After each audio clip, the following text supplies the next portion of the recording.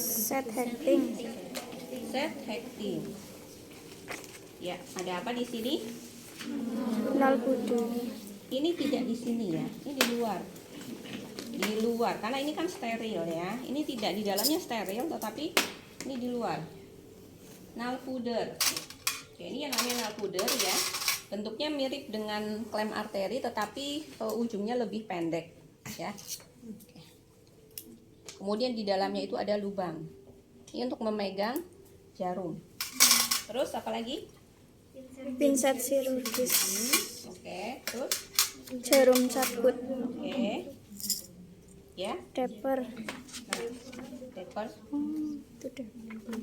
Gunting hecting. Hecting. Oke. Ya. Kita tutup Benang. lagi. Terus apa lagi?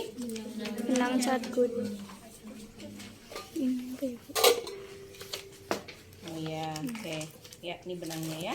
Terus Terus ada obat-obatan nah, lidocaine. ini obat-obatannya tidak di sini ya. Di luar. Apa adanya obatnya? Lidocaine. Lidocain ya. Fungsi lidocain kalian pastikan dibaca, itu adalah namanya lidocain ya. Lidocain ini untuk anestesi ketika menjahit perineum, robekan perineum. Kemudian oksitosin atau pitogin ya, ini fungsinya adalah untuk menstimulasi kontraksi uterus di kala 3. Oke. Nah, ini harusnya ada 2. Spetnya harusnya ada 2. Kenapa 2? Satunya oksitosin, satunya lidocain ya. Nah, si pen nanti menyiapkannya 2 ya ketika ini. Terus apa lagi? Apa lagi?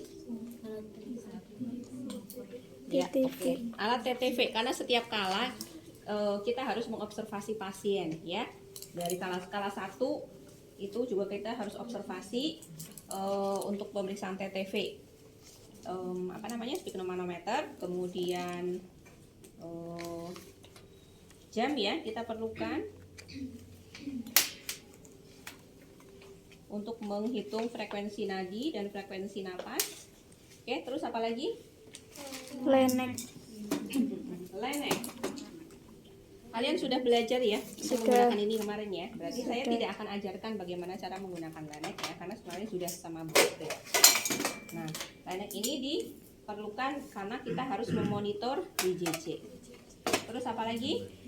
Ada meteran Oke, middle. meterin ya. Nah, ini juga kalian sudah tahu fungsinya kemarin. Jadi saya tidak akan ajarkan. Terus Handuk 3. handuk. Oke. Ini kenapa ada duk ini? Ini tidak perlu ya. Tidak. Karena kita ini tidak diperlukan ini. Terus celemek. Celemek. Oke. Baju. Oke, baju lab ini bukan seperti ini ya. Bukan seperti ini. Bajunya itu yang tahan cairan. Yang bahannya itu ini. Seperti ini ya. Ya kalau mau pakai baju ini ya harus sekali pakai terus dicuci. Kotor banget sih. Oke, kemudian baskom besar. Petpen juga perlu ya. Ya. Ya. Ini tempat plasenta bukan di sana. Oke, coba sini.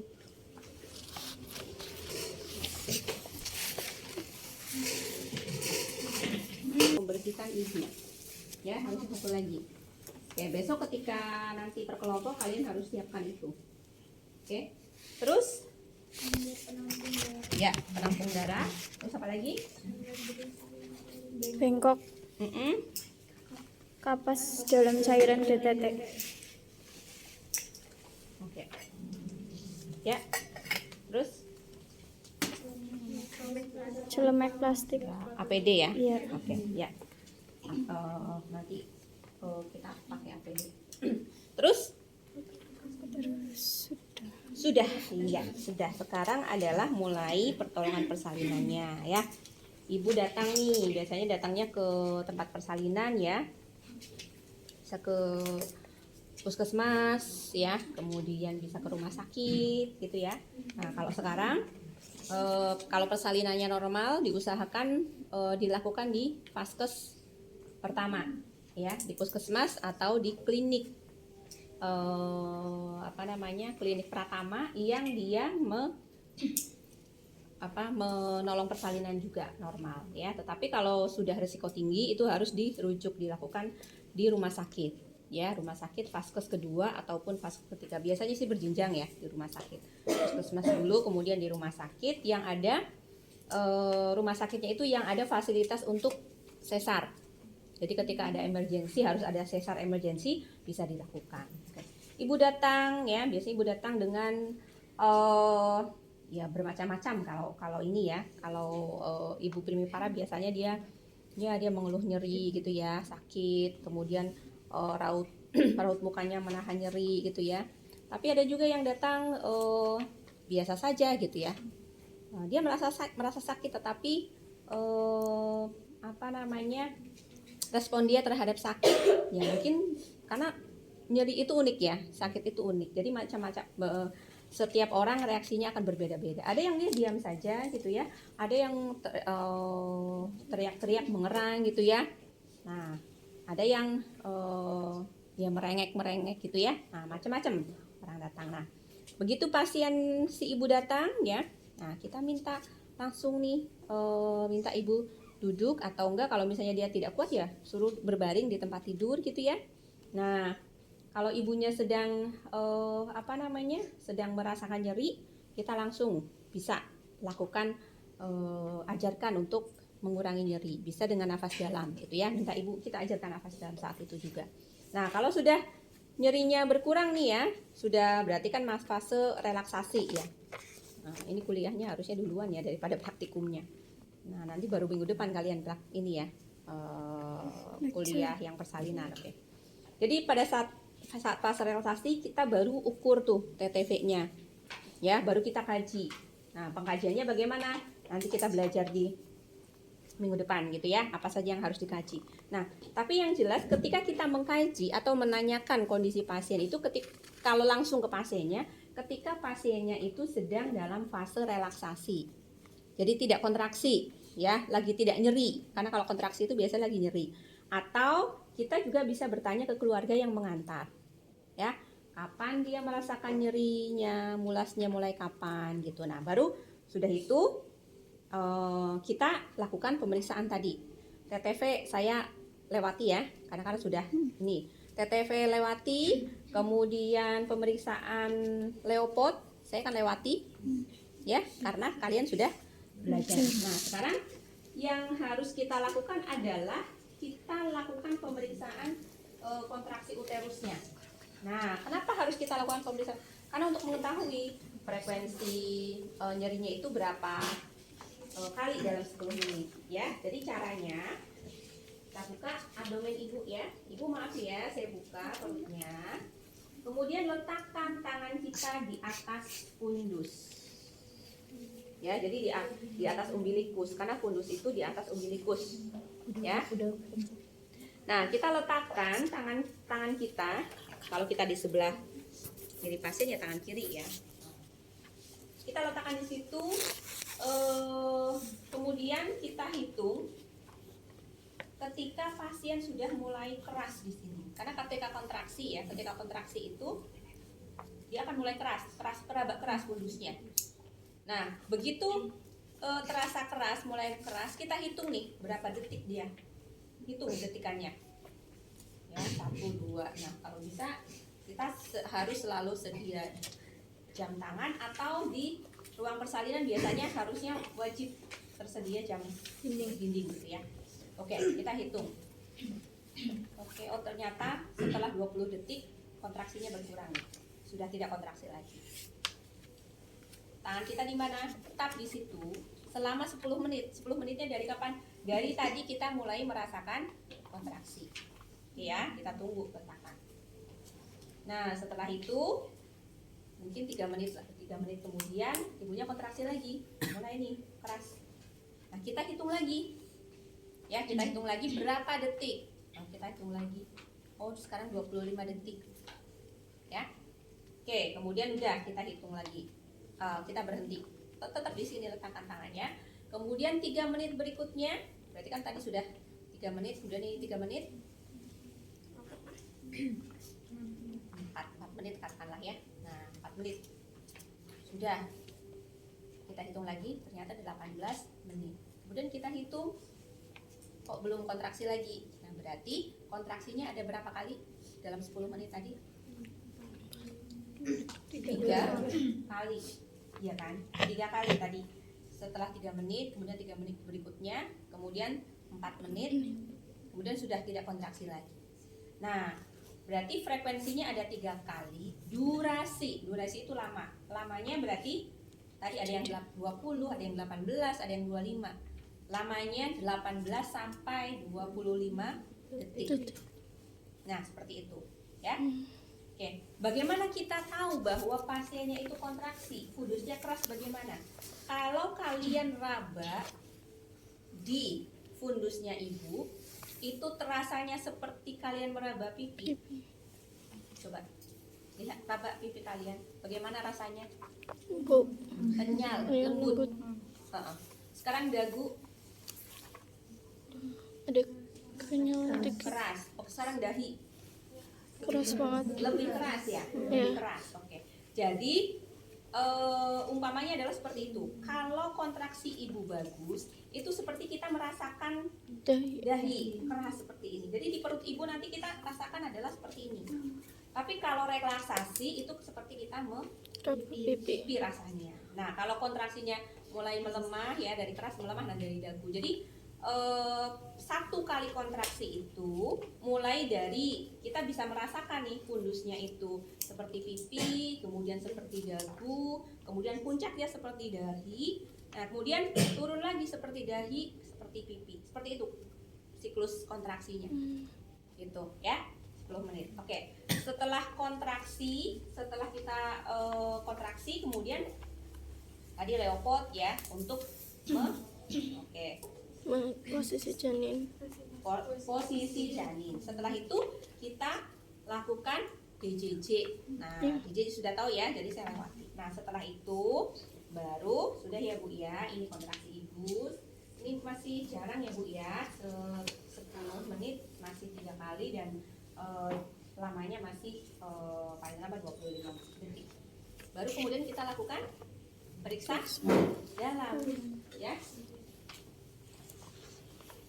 Kenapa tuh? Kenapa?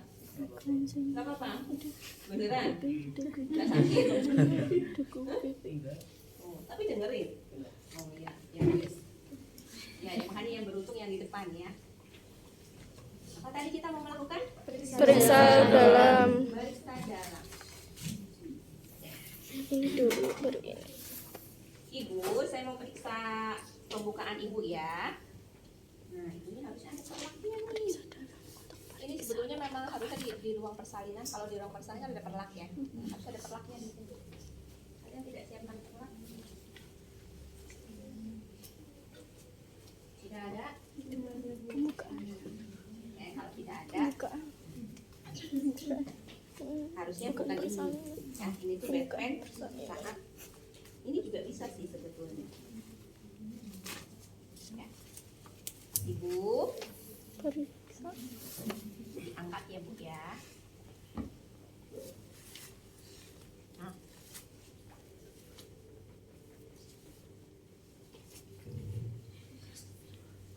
Kenapa? Kemudian kita salurannya. Ada kuliah nggak? Ada. 95. Iya. Apa ya? Terapeutik gitu. Apa ya? Online itu berarti dosennya ini apa kalian baca itu? Di Google Meet tuh. Kuliah apa? Terapeutik komunikasi terapeutik. Kalau itu kan saya santai gitu. Berburu. Ya.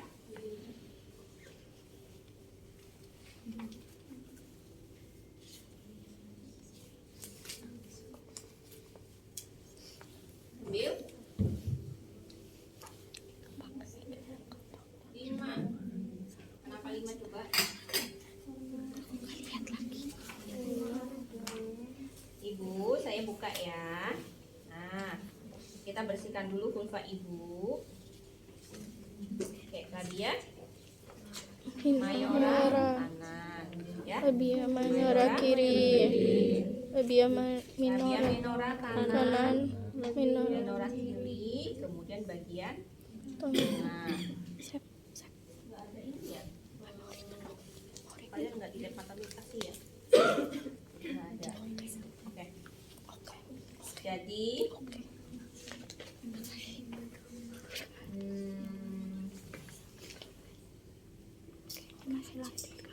di lemari ya. Kalian boleh lihat nanti pada saat apa namanya berkelompok ya. Kalian nanti boleh pinjam tadi yang apa namanya serviks, pembukaan serviks berapa ya, berapa itu kalian boleh pinjam. Harusnya sih di ini ya. Oke. Nanti pada saat ini kelompok saja ya. Oke. Jadi letakkan tangan kiri kita di atas perut ibu. Fungsinya apa? Supaya kita tahu ibunya itu sedang kontraksi atau tidak. Kalau ibunya sedang kontraksi, kita tidak boleh melanjutkan. Kita harus berhenti dulu, ya. Karena pemeriksaan dalam itu rasanya tidak nyaman. Kalau ibu sedang sakit, ditambah dilakukan periksa dalam, itu akan menambah rasa ketidaknyamanan ibu. Ya, jadi tangan kita di sini. Oke. Ibu, ini saya mau akan masukkan jari tangan ke ibu ya. Ibu tarik nafas dalam dulu, ya. Jari tengah. Bukan maksud saya. Iya. Oke, ini bukan maksud saya ini ya, tapi maksud saya adalah jari tengah dulu yang kita masukkan, baru jari Telunjuk. ya. Ya. Ibu tarik nafas dalam. Oke, satu masuk, kemudian satu lagi. Kalau kalian sudah lihat video yang di apa namanya Eldiru. YouTube itu, ada yang ke ibu asli ya, saling periksa dalam kan? Nah seperti itu. Ini masih satu, masih jadi tengah top. Oke. Udah masuk. Nah begitu masuk, yang pertama kita lihat adalah di dinding vaginanya, ya di sekitar vagina itu ada hambatan jalan lahir atau tidak. Maksudnya ada tali pusat yang Melilih. bukan melili, Keluar. kan bayinya belum keluar. Tali pusatnya keluar nggak di vagina? Nah normalnya tidak, ya normalnya tidak. Kemudian tidak ada polip, tidak ada kista, tidak ada benjolan, tidak ada hambatan semuanya ya. Sudah. Kemudian kita ambil lagi ada ini ya. Apa namanya? Porsio. Porsio. Oke. Ada yang bisa ke sebelah untuk nyari porsio? Bu Eli, coba Bu ada porsio nggak? Ya. Ya, jadi kemudian kita raba porsionya, ya. Nah, porsio. Ini dinding vagina ya, dinding vagina. Kemudian ini porsionya. Nah, kita raba porsionya. Porsionya itu lunak atau tidak. Nah, biasanya kalau sudah proses persalinan, porsionya itu lunak. Ya. Nah, setelah porsio itu ada lubangnya di tengah-tengah porsio itu. Itulah lubang serviks ya, os eksternal namanya, ya, os eksternal. Jadi lubang serviks. Nah, kita masukkan satu jari ke sana. Nah, kalau jari ternyata satu jari nggak masuk, berarti itu namanya belum ada pembukaan. Ya, belum ada pembukaan. Tapi satu jari masuk. Kemudian satu jarinya masuk, mau dimasukin nggak bisa. Nah pembukaannya berarti baru satu nih, ya satu. Tapi kalau satu masuk, kemudian satunya masuk, pas dua jari, ya, nah, berarti pembukaan dua. Tapi satu masuk, masukin semua dua, tapi kok masih longgar. Nah ketika longgar, kita begini kan, jari kita lebarkan begini sampai seberapa, ya. Kalau dia lebarnya kita lebarkan ternyata segini, nah berarti ini pembukaannya 3 cm nih. Nah, makin lebar jari yang kita buka, ini makin Besar pembukaannya. pembukaannya makin besar ya, sampai dengan 10. ketika 10 itu porsio itu tidak teraba sama sekali. Jadi porsio itu sudah menempel, sudah menyatu dengan dinding vagina. Begitu. Jadi yang kita raba ya tinggal kepala. Ya.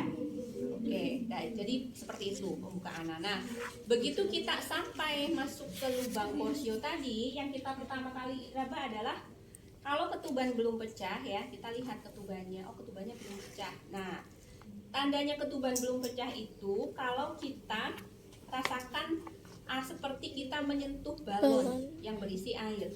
Seperti itu. Ya, kalian pernah main balon yang diisi air? Pernah. Kemudian di dalamnya ada benang, di dalamnya ada bayi. Ada air. Oh, air. Ya, di dalam airnya ada benda lagi gitu ya. Iya. Nah, itu seperti itu. Jadi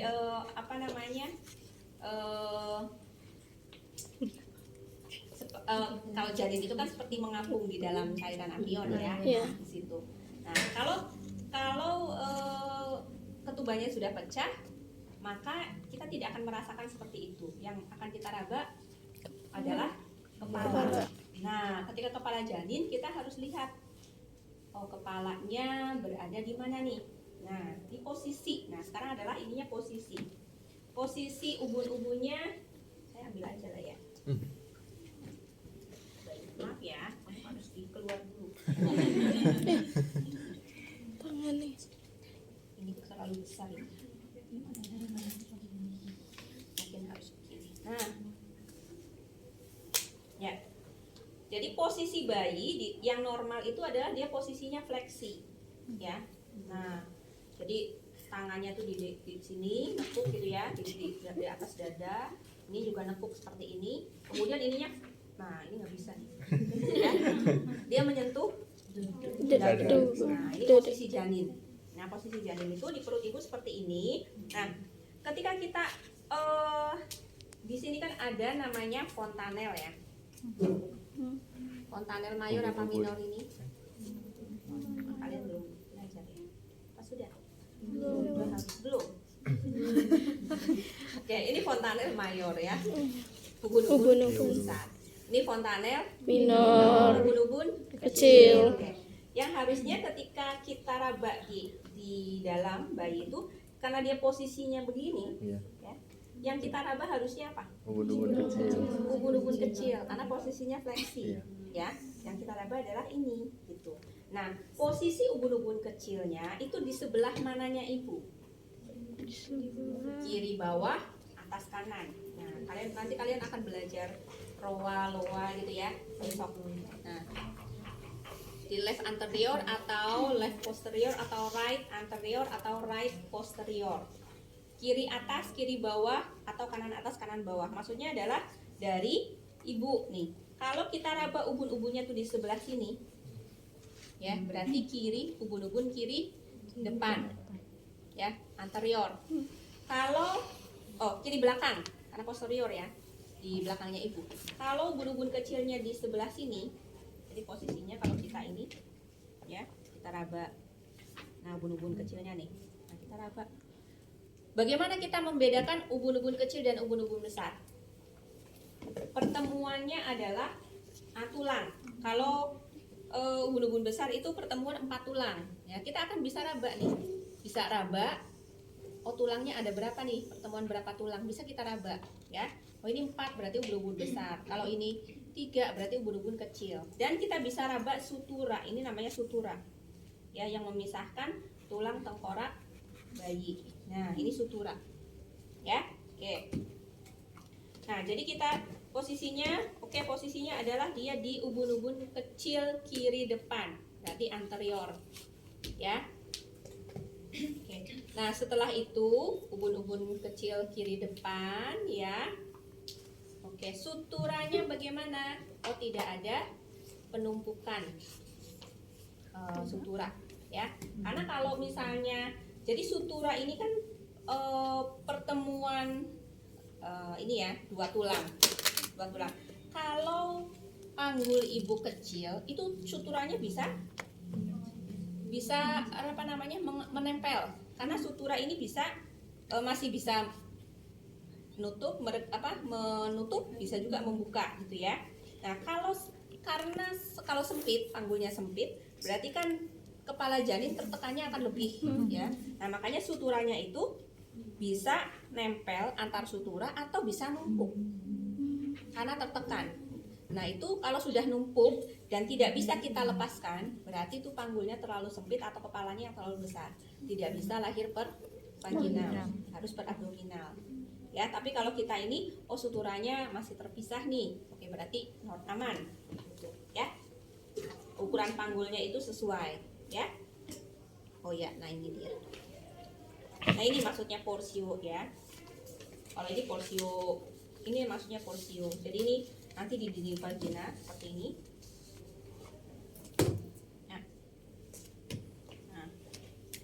Nah kita raba seperti ini, gitu ya. Nah ini porsionya, nah ini lubang leher serviksnya, ya ini yang masuk ke sana. Nah kalau ini porsio yang belum ada pembukaan nih, ya. Oke, terus setelah itu ubun-ubun kecil kiri depan. Nah kemudian kita tadi sudah ya pembukaannya karena masih itu pembukaannya baru 3 nih, 3 cm. Ya, kemudian ubun-ubun kecil di kiri depan. Oke, kemudian posisi kepala di Hodge berapa? Ya, nah Hodge nanti kita belajar minggu depan apa itu yang artinya Hodge ya. Kalau sekarang nanti kita bisa selesai jam 12 nih, ya. Oke, belajar masih di Hodge 1, masih tinggi kepalanya. Oke, nah setelah itu baru kita ambil, kita lihat ada bloody show apa enggak. Jadi lendir bercampur dengan darah. Oke, ya. Nah itu namanya bloody show. Nah setelah itu, oke, tadi kan begini ya. Nah setelah itu kita ini air klorin buka. Nah kita Bercampur. ya. Nah ini kita buang di tempat sampah. Oke. Nah setelah itu tadi pembukaan kontraksinya masih 3 kali, frekuensinya juga masih 18-25 ya. Pembukaannya masih 3, kepalanya masih tinggi, berarti masih lama. Ketubannya masih utuh. Nah, kalau ketuban masih utuh, ibu masih lama nih, apalagi yang primipara ya, bisa 14 jaman nanti ya. Tapi kalau multipara bisa 10 jam gitu ya. Nah, karena ketubannya masih utuh, kepalanya masih tinggi, ibu jangan diminta berbaring terus. Bisa jalan-jalan di sekitar ruang persalinan saja. Kalaupun dia capek berjalan-jalan, duduk atau enggak berbaring atau enggak squat gitu ya, duduk squat. Itu yang penting kalau berbaring itu tidak boleh telentang. Kalau dia capek telentang boleh, tetapi tidak boleh lebih dari 15 menit. Karena apa? Karena bisa terjadi hipotensi supine hipotensi, dan hipotensi supinasi. Nah, buktinya kalian sudah dengan bunyinya Kemarin. kehamilan ada ya supine hipotensi, ingat apa enggak? Nah oke, kalau belum kalian baca lagi. Di sini aja. Itu yang primipara libur 14 jam itu masih boleh makan minum dari dulu. Kan tidak ada restriksi untuk makan dan minum ya. Tetap boleh makan minum, silahkan. Justru ibunya harus makan minum supaya nanti tetap kuat ketika mengejar ya, karena butuh tenaga yang besar untuk persalinan. Dia menahan nyeri ya, dia menahan ketidaknyamanan, itu butuh energi yang besar sehingga tetap makan. Jadi boleh makan minum, boleh ini. Nah kalau misal sambil kita tadi ajarkan untuk nyeri ya, manajemen nyeri, bisa dengan nafas dalam, bisa dengan effleurage ya. Effleurage itu kalau dilakukan oleh ibu sendiri bisa seperti ini, tapi kalau dilakukan oleh keluarga ya bisa seperti ini. Kalau oleh ibu sendiri, nah bisa seperti ini. Itu namanya effleurage. Atau dipijat di sini ya, di saraf pudendalnya di sini, dipijat oleh suami, oleh keluarga, boleh. Yang penting tadi kita bisa ajarkan ya. Oke, kemudian tadi tetap kita harus monitor observasi kontraksi dan DJJ dan juga TTV ya. Kalau sudah, jadi setiap setengah jam, dan setiap kalau sudah masuk ke fase aktif setiap setengah jam ya. Tapi kalau masih fase laten itu 1 jam. Fase laten itu sampai pembukaan 3 cm. Tapi kalau sudah aktif pembukaan 4 cm berarti sudah masuk fase aktif. Nah, Nanti ada kala aktif, ada kala 2. Nanti kalian belajar di minggu depan berarti ya teorinya. Oke, sekarang ininya dulu, teknis untuk menolongnya. Nah, setelah itu, oke, katakanlah ibunya sudah masuk ke kala 2. Nah, kala 2 itu tandanya ya, kalau misalnya ibunya itu pengen BAB. Sampai 3. Ya. Aduh, ini sudah pengen BAB gitu ya. Atau tiba-tiba ketubannya pecah. Nah, gitu ya. Sepanjang persalinan. Bisa sepanjang kala 1 ketubannya pecah ya, ataupun tidak. Bisa juga seperti itu. Kemudian ketika kita buka, Ibu maaf ya, saya cek perineumnya itu menonjol ya. Jadi kalau kita gunakan singkatan teknus per jol, tekanan pada anus. Jadi anusnya itu kan anusnya bulat ya, anusnya ya. Nggak ada anus. Anusnya bulat. Nah, ketika sudah ada tekanan, bayinya sudah turun ya di Hodge 4 biasanya ya, atau Hodge 3, itu anusnya sudah membentuk huruf D karena tertekan ya, itu tertekan oleh kepala bayi, jadi membentuk huruf D, tekanan pada anus ya. Kemudian perineumnya menonjol. Nah, ini perineum ini ya, itu menonjol ya, karena apa? Kepalanya sudah mau keluar. Itu tanda kala 2, teknus per jol, dan ibunya sudah ingin BAB. Nah, untuk memastikan, nah baru kita tadi periksa dalam lagi, gitu ya, periksa dalam untuk memastikan. Kalau sudah ini sudah pastikan ya, kita gunakan APD ya, pakai kacamata, pakai masker, kemudian pakai sarung tangan ya. Tapi sebelumnya kita periksa lagi nih kelengkapannya tadi seperti tadi. Nah, kemudian kita pecahkan ampul oksitosin, bukan lidokain, tapi oksitosin ya. Nah, kita pecahkan. Untuk memecahkannya kita bisa gunakan pasta. Kalian sudah belajar memecahkan ampul? Sudah. Oke, kalau sudah ya sudah ya. Oke, kita pecahkan ya. Saya nggak akan pecahkan, hanya pura-pura saja memecahkan. Oke, kemudian kita ambil spet. Ini kita buka. Nah, spet yang satu lagi harusnya ada. Caranya, nah, pastikan tetap steril ya. Kemudian kita letakkan di vakum steril. Oke, ya.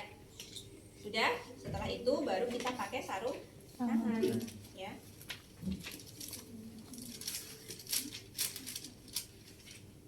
Nah, harusnya sarung tangannya yang kanan.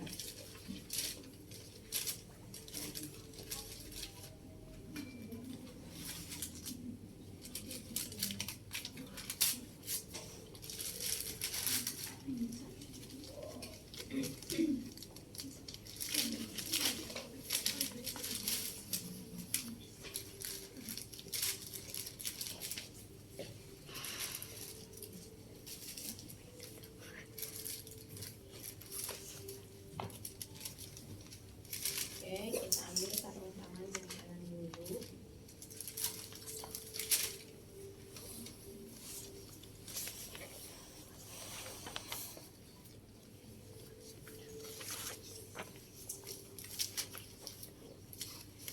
Nah, setelah itu kita pakai teknik satu tangan, ambil spet yang steril tadi ya, kita buka. Oke, baru kita ambil ampulnya ya. Oke, baru kita ambil oksitosinnya. Oke, kalau sudah, nah kita masukkan lagi ke sini. Dah. Nah, setelah itu baru kita tadi periksa dalam lagi untuk memastikan pembukaannya sudah lengkap. Oke, kita sudah lakukan periksa dalam, pembukaannya lengkap. Oh, ternyata ketika pembukaan lengkap, ketubanya belum pecah. Apa yang harus kita lakukan? Ketika periksa dalam ya. Nah, ketika periksa dalam, pembukaannya sudah lengkap, tapi ketubanya belum pecah. Tetap tangan kita di sini. Tangan kita di sini, kita ambil Setengah obat.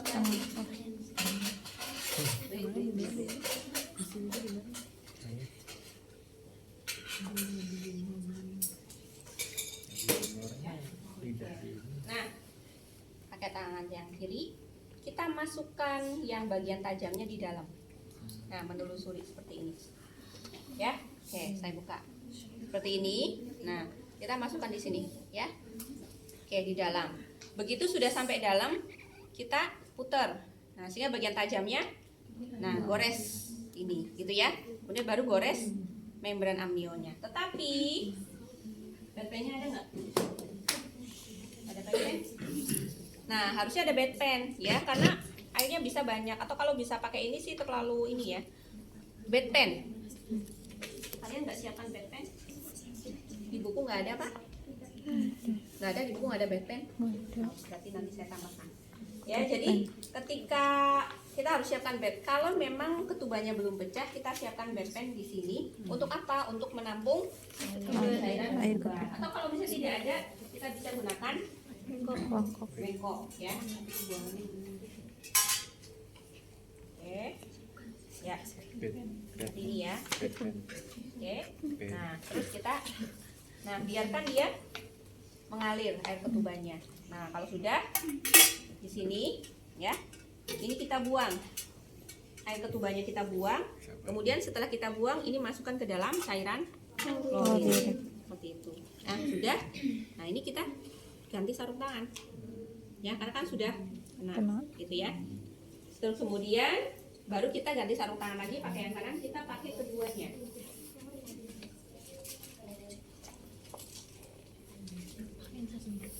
Iya, pakai baru.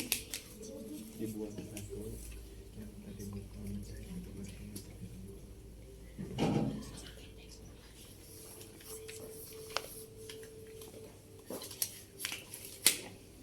Sudah ya, baru kita ambil tadi duk.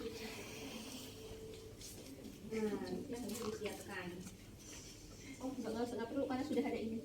Kita tidak perlu karena sudah ada ini ya. Kalau tidak ada ini, kita boleh pakai duk. Nah, setelah itu, tadi kan sudah kita pastikan ya, pastikan ibunya sudah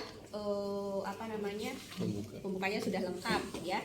Kemudian kepala di hose 4. Di hose 3, berarti dia harus mengejan. Oke. Ibu, sekarang waktunya ibu mengejan ya. Ibu boleh mengejan ya. Oke. Kita letakkan tangan kita di sini. Oke. Ibu, kalau ibu sudah kepengen mengejan ya. Oke, ini sepertinya sudah inginnya sudah agak keras nih. Ibu sudah bisa siap-siap. Ibu tarik nafas dalam dulu ya. Tarik nafas dalam 3 kali. Ya, tarik nafas, hembuskan. Oke, tarik nafas, hembuskan. Oke, tarik nafas, sekarang dorong. Iya. Iya, bagus sekali ya. Jadi gitu, Bu, cepetan Bu, dorong, cepetan. Enggak boleh seperti itu ya. Ayo Bu, sebentar lagi nih Bu, ayo Bu. Nah, tidak boleh seperti itu ya. Tapi tadi tenang ya. Oke. Ya, dorong Ibu ya. Kalau ikutin kemauannya si Dede bayi ya. Iya. Oke, kalau dia sudah mengejan selama kurang lebih 5 detik.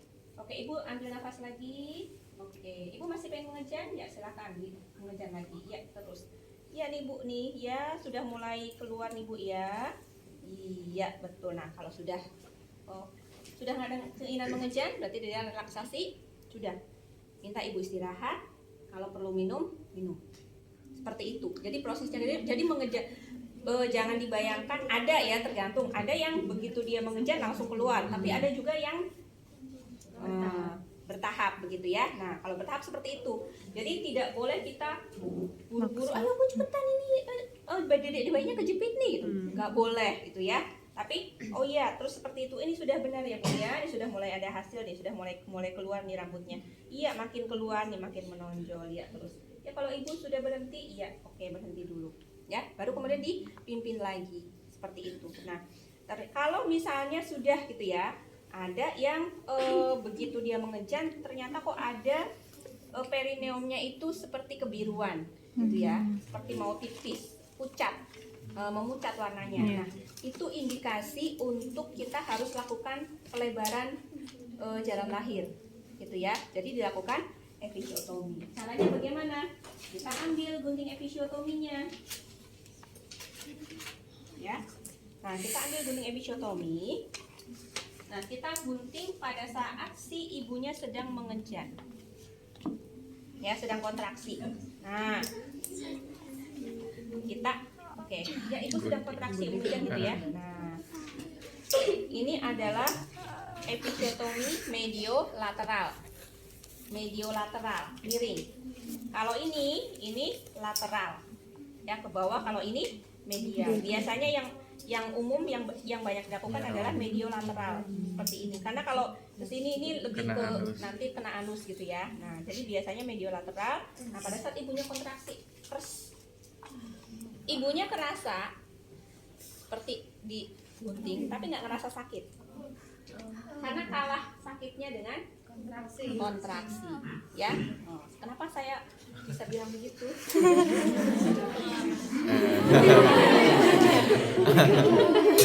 Oke, kalau sudah taruh di situ ya. Sudah, ibunya diminta mengejar kembali. Ya. Oke, mengejar kembali. Ada yang bisa dorong? Tangan. Ayo, ada yang mau dorong? Kai.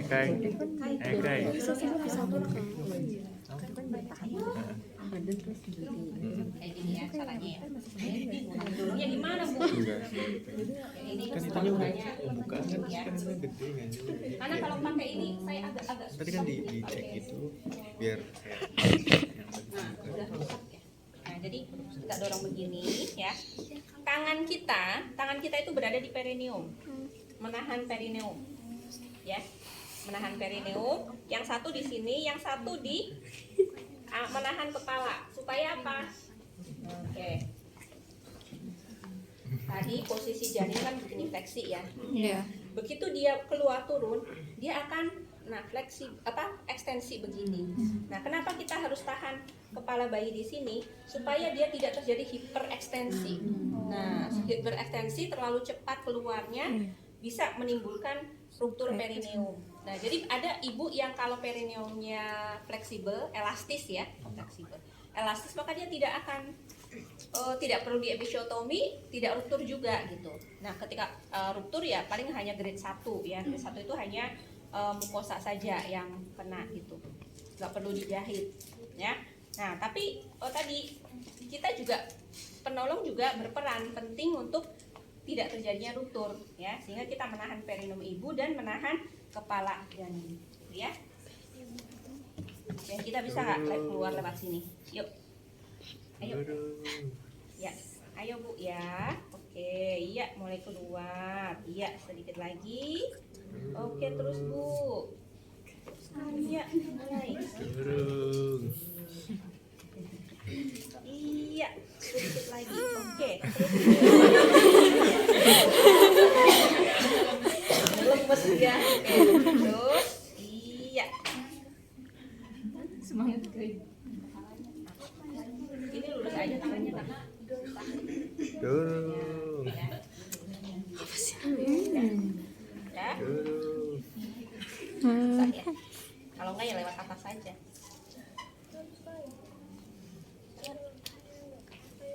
Nah, kita lewat atas saja kalau begitu.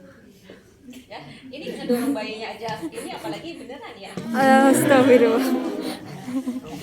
Ya. Jadi, kan kepalanya begini ya. Iya. Dia akan, nah, proses seperti ini keluar. Nah, begitu keluar semua ya. Nah, dia akan seperti ini. Assalamualaikum. Ya.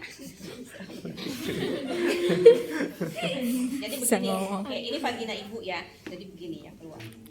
Oke, jadi yang keluar ada kepalanya dulu ya. Kemudian dia akan melakukan rotasi eksternal.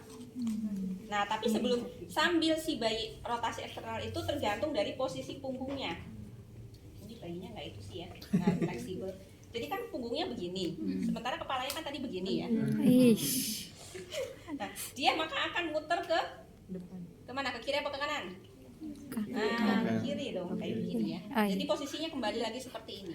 Tadinya kan begini, nah seperti ini, jadi dia rotasi eksternal. Nah, sambil si bayi itu melakukan rotasi eksternal, sambil kita cek ada lilitan tali pusat di leher atau tidak. Oh, yang tidak ada lilitan. Kalau ada lilitan bagaimana?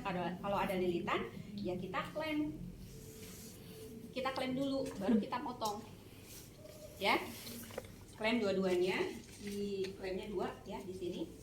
Nah, kemudian baru kita potong, baru kita lahirkan bayi semuanya. Tapi kalau tidak ada lilitan tali pusat berarti aman. Oke, tidak ada lilitan tali pusat, kemudian bayinya sudah rotasi eksternal. Nah, baru kita lakukan pegangan biparietal ini namanya.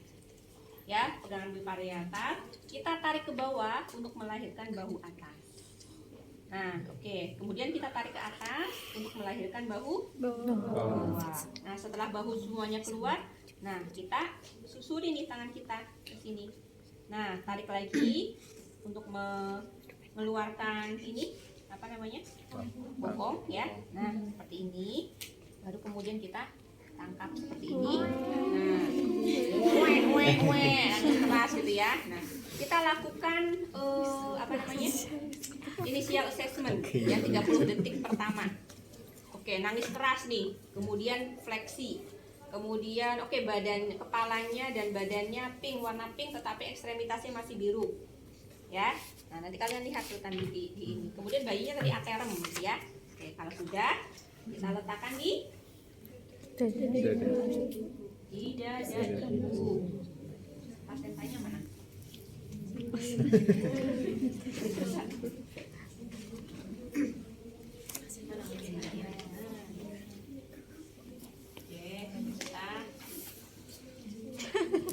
Kok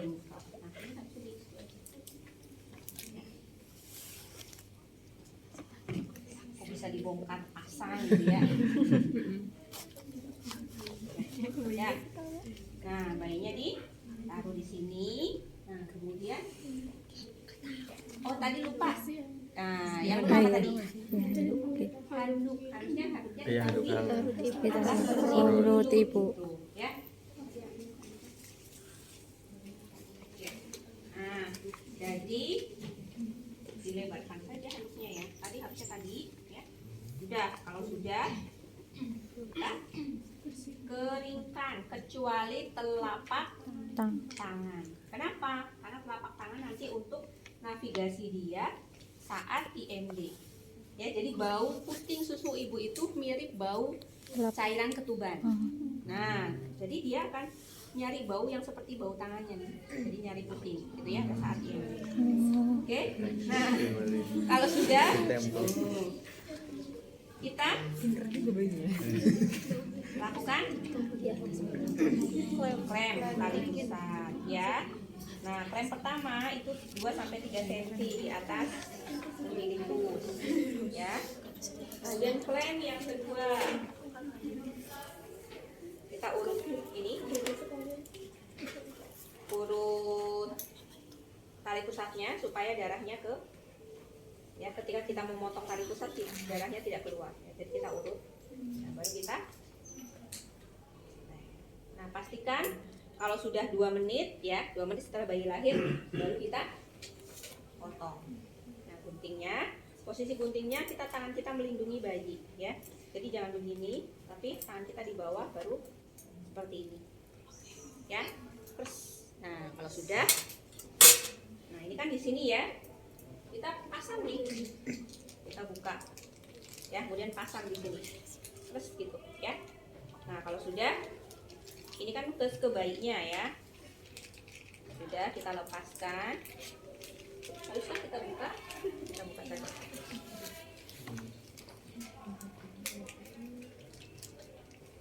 Itu agak susah nanti.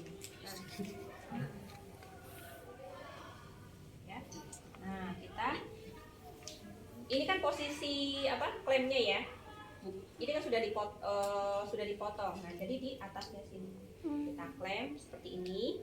Saya tidak akan ini ya, karena nanti susah diambil. Nah, baru kita ambil klemnya, kita taruh di sini. Yang ini kan harusnya di sini ya. Nah, karena sudah lepas. Oke, kita lepas ini.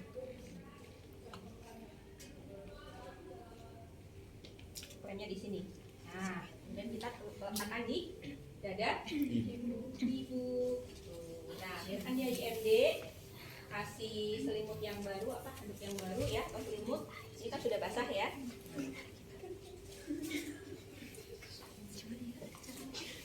Nah, biarkan dia mencari puting ibu sendiri. Silakan di situ ya. Nah, bagaimana dengan ibunya?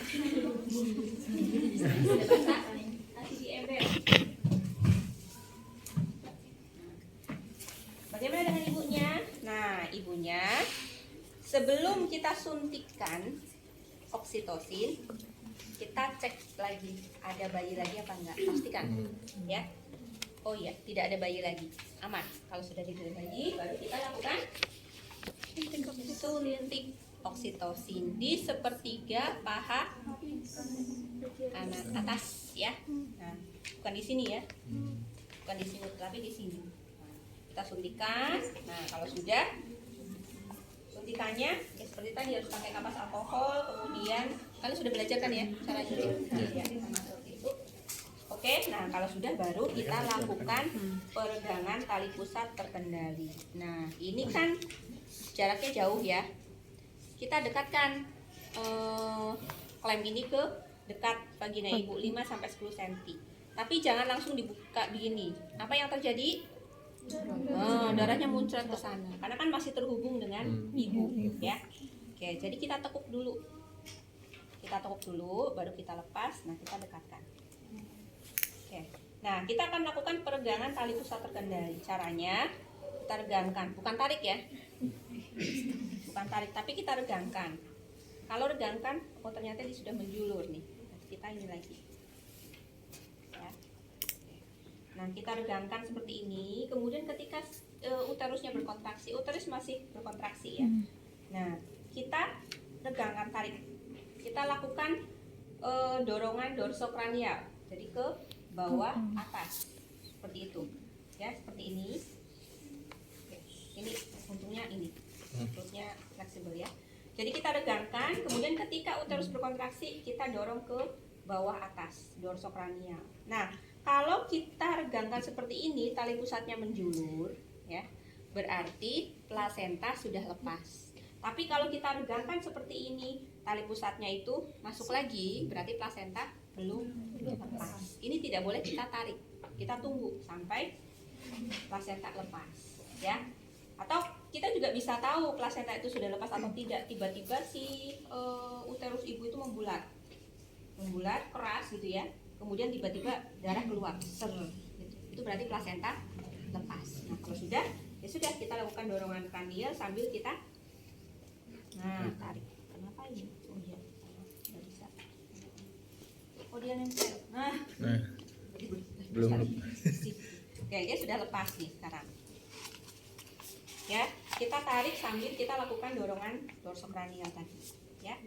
Oke, nah sampai plasenta itu berada di, kita lewat atas aja dulu ya, lewat bawah itu. Oke, ya seperti ini sampai si plasenta di atas di vagina ya. Baru kemudian kita tangkap dengan dua tangan dan kita tarik sambil berputar ke arah jarum jam. Kenapa? Di sini sebetulnya ada membran amnion, ya. Jadi kita supaya tidak tertinggal kita lepaskan. Nah kalau sudah, baru kita ukur nih, kita cek. Nah kotiledonya masih utuh apa tidak. Jadi begini caranya, ya. Kalau kotiledonya utuh, ini kan ada ini ya, ini kayak apa tuh? Apa namanya? Ya, pokoknya ada yang menonjol ini ya. Ini namanya kotiledon. Nah, kalau kotiledonnya utuh, itu ketika dibeginikan ya sudah utuh, dia utuh, tidak ada yang robek gitu ya. Nah, kalau misalnya ada robek berarti ada yang tertinggal di dalam. Nah, ketubannya utuh, kemudian membran amnion juga tidak ada yang robek gitu ya. Nah, baru kita lihat insersinya ya, insersi tali pusatnya berada di tengah. Kemudian kita ukur nih panjang tali pusatnya berapa nih kira-kira gitu ya. Nah 1, 2, 3, 4, 5, 6 segini 10 cm, segini jari saya 10 cm, berarti 60 gitu ya. Kemudian diameternya berapa? Diameternya 10 gitu ya. Nah ketebalannya seberapa? Nah seperti ini. Nah, baru kemudian kita letakkan di tempat plasenta. Oke, udah. Setelah itu baru kita cek ada ruptur tambahan atau tidak. Tadi kan di episiotomi ya, tadi di episiotomi. Oke, di episiotomi ada ruptur tambahan atau tidak. Kalau tidak ada ruptur tambahan, oke. Kalau misalnya tadi tidak di episiotomi gitu ya, ada ruptur atau tidak. Nah, bisa kita pakai kasa untuk, nah kalau ada darah gitu ya, ada ruptur tambahan atau tidak. Oh tidak ada. Kalau misalnya ada ruptur tambahan ya sudah kita lakukan penjahitan gitu ya. Nah kalau lakukan penjahitan itu kita pakai wudhu ya. Ini biasanya penuh dengan darah, jadi kita bisa cuci di sini. Ya baru kita ambil set ya. Ya. Nah baru, nah tadi kan spetsnya nggak ada kan?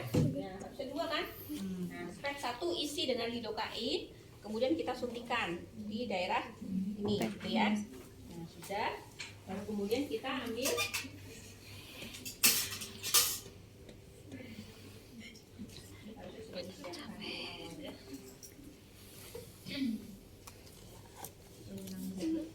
sekarang jam berapa? 9.28 ya. Untuk jahit kita nanti saja ya. Kita saja. Ya. Nah kalau sudah dijahit ya semuanya, atau tidak ada penjahitan gitu ya, ya sudah kita bereskan ibunya tadi, semuanya kita bereskan alatnya ya.